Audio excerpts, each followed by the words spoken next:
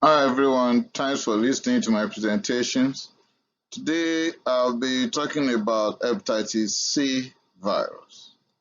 Hepatitis C virus. And I'll be limiting myself to the history surrounding hepatitis C virus, symptoms, and progression.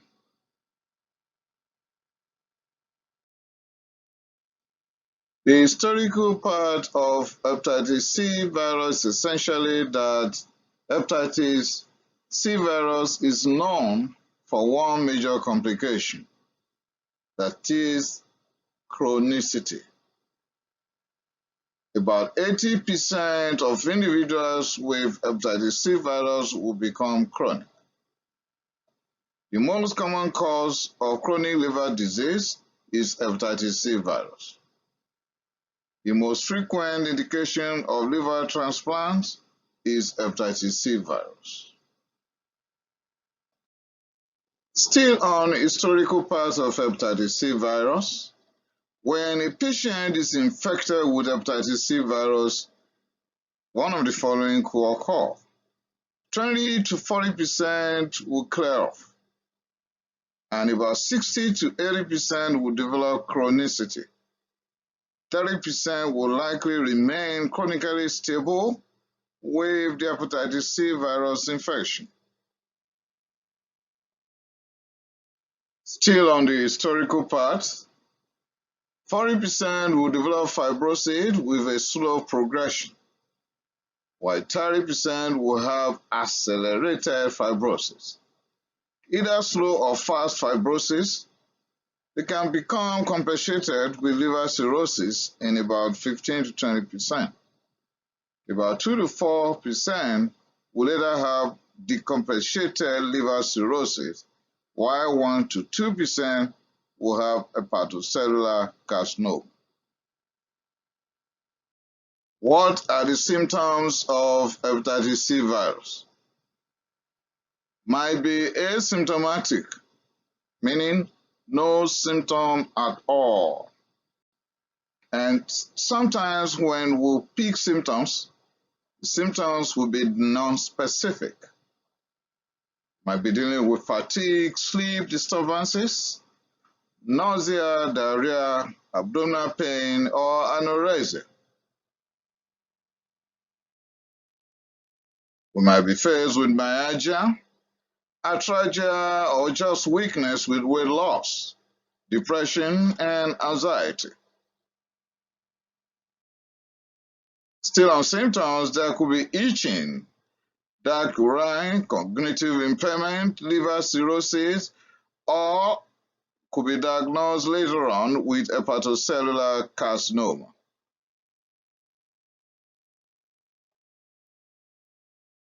There are extra hepatic clinical features, and that could include lymphoma, cryoglobulinemia, membranoproliferative glomerulonephritis, that is in the kidney, autoimmune diseases like Hashimoto's thyroiditis. You can check my channel for Hashimoto's thyroiditis. I have a full presentation on that already published.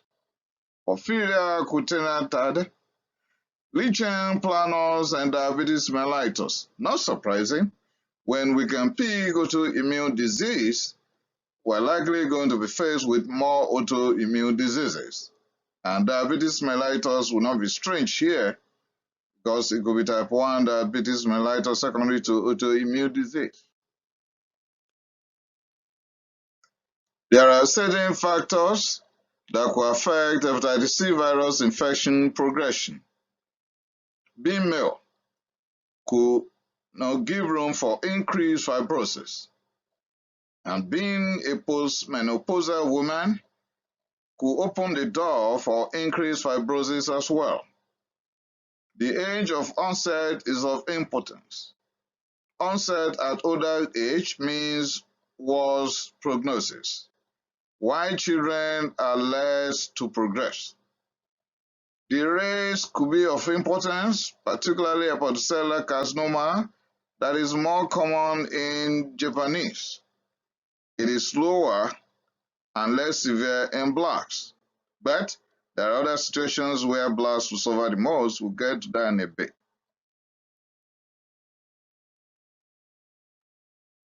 If there is HIV co-infection with hepatitis C virus, then there will be rapid progression into liver cirrhosis.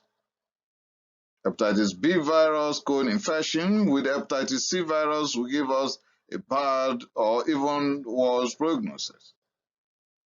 Diabetes mellitus will increase the risk of fibrosis.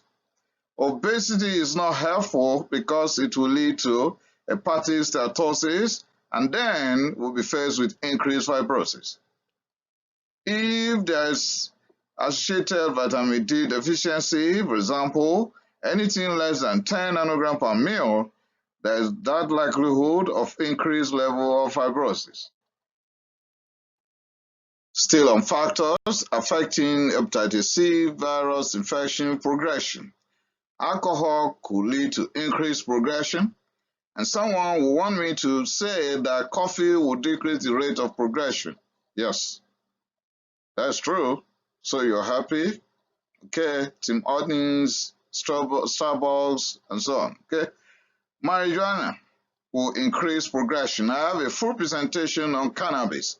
You can check my channel for that. Increased lipid will worsen the progression. And genetics. You should be afraid if there's a first degree relative history of hepatocellular carcinoma and hepatitis C virus infection. So if your dad, your mom, your siblings have been diagnosed with hepatocellular carcinoma or liver cirrhosis when they acquired hepatitis C virus infection, and now you have hepatitis C virus infection, then you need help. Decreased immunity will also increase progression. Chemotherapy will also worsen the situation.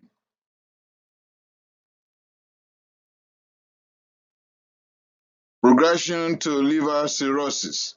There's no fixed time or rate for progression of hepatitis C virus to liver cirrhosis, but it will be over a long period of time. Usually, could take about 20 years or more from the first time that infection was diagnosed or acquired to the time that we'll be dealing with liver cirrhosis. Advanced fibrosis and over cirrhosis can take 25 to 30 years to develop. There are chances of increase with time. For example, it is greater at 35 to 40 years post-infection compared to 20 years post-infection, meaning the longer an individual has acquired hepatitis C virus infection, the more the likelihood of coming down with liver cirrhosis. That is why it's greater if someone has hepatitis C virus for 35 to 40 years compared to someone who had hepatitis C virus 10, 15, or 20 years ago. About 30% will develop liver cirrhosis between 20 and 30 years of being infected with hepatitis C virus. It is a very slow and silent process. Affected people are usually symptomatic. 65 to 70% will have hepatomegaly or splenomegaly, but hepatomegaly is not generally common in liver cirrhosis. In liver cirrhosis, we'll carry out certain investigations like liver enzymes and liver function tests with certain radiological investigations. And then we'll be faced with the following. Increased bilirubin, giving us jaundice, right? Decreased albumin, giving us hypoproteinemia, right? Decreased platelets, on account of which the patient might be bleeding. And of course, increased serum alpha-fetoprotein. And when we pick increased serum alpha-fetoprotein, we need to do some other things. If there is increased alpha-fetoprotein, we must grab the ultrasound to rule out hepatocellular carcinoma.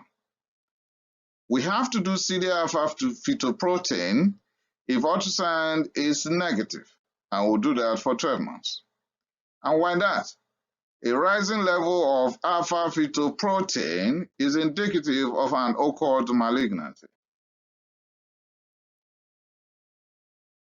Still on liver cirrhosis, cirrhosis can lead to variceal bleeding, ascites, hepatic encephalopathy, hepatocellular carcinoma, and peripheral stigmata of liver disease. Notice, the ability to clear hepatitis C after the acute infection is dependent on the viral replication capability and host genetic factor. For example, more blacks will become chronic compared to less whites, but hepatocellular carcinoma is more in Japanese, and there will be slower and less severe cases of hepatocellular carcinoma in blacks. When it comes to gender, female will be greater than male to clear spontaneously. That's a good news for females, right? That after acute infection, they'll be able to clear hepatitis C more than male. Okay, acute exacerbation of chronic hepatitis C should be entertained under the following situations. When we have increased ALT without any other causes of hepatitis in an individual with chronic hepatitis C, then we should be suspicious. We are dealing with acute exacerbation here. If this individual is on immunosuppressant agent, that could trigger an acute exacerbation. For example, disease-modifying anti-rheumatic drug like rituximab can trigger that. Hematological tumor can trigger acute exacerbation, and drug-induced hepatotoxicity will be a differential diagnosis. Hepatic decompensation. This is said to have occurred when certain signs and symptoms are shown, like ascites, variceal hemorrhage, hepatic encephalopathy, jaundice, which in hepatitis C virus is a sign of advanced disease, spontaneous bacterial peritonitis, hepatocellular carcinoma, and of course, death, unless there's liver transplantation. In hepatocellular carcinoma, this will lead to end-stage liver disease. Genotype 1b has a likelihood more than genotypes 2a and c. Cirrhosis is the major risk factor in hepatocellular carcinoma. There's more likelihood of hepatocellular carcinoma in hepatitis C virus infection with cirrhosis compared to hepatitis B virus with cirrhosis. Obesity adds to the occurrence of hepatocellular carcinoma. Therefore, we should do everything to shed that weight. And with that, I've come to the end of this very short presentation introducing us into the journey of hepatitis C virus. We have more to discuss, particularly when it comes to the diagnosis and the treatment. We'll go over risk factors and, of course, preventive measures later on. Thanks for listening. Remember to share. Remember to subscribe. I appreciate it.